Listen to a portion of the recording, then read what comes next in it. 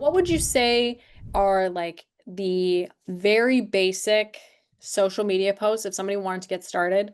What would be the five or so that you would be like, this is the reoccurring theme that you should continue with or you should Well, try? I think highlighting your staff is really important because that's many reasons why people choose to send their kids to school, right? Is being able to highlight your staff. I think Throwback Thursdays is a great way to engage your community.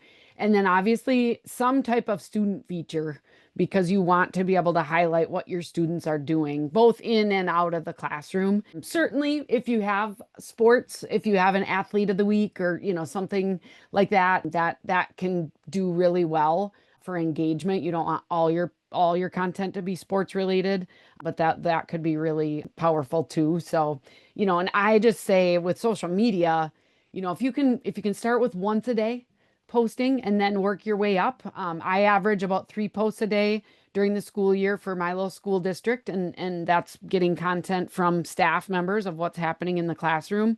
But certainly those pillar type of things that we can batch out are kind of that foundation and help really give a steady flow and a cadence to the storytelling that we do. So, Yeah, start simple, start with the basics and then layer on. You can maybe start with one post a day and then layer on. Next year you do two, year three, you do three.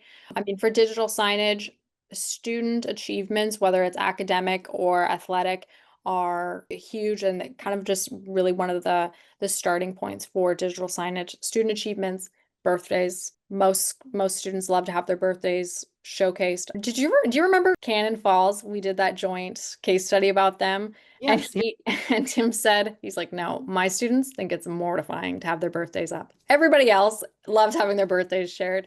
So That's birthdays are fun. huge. Lunch menus. Again, when I talk to staff or when I talk to schools, some students, that's one of the most important things that they look at every day on the digital signage is lunch menu. What's going on after school or before school? If you have different programs, you can highlight those on social media or on digital signage and very important.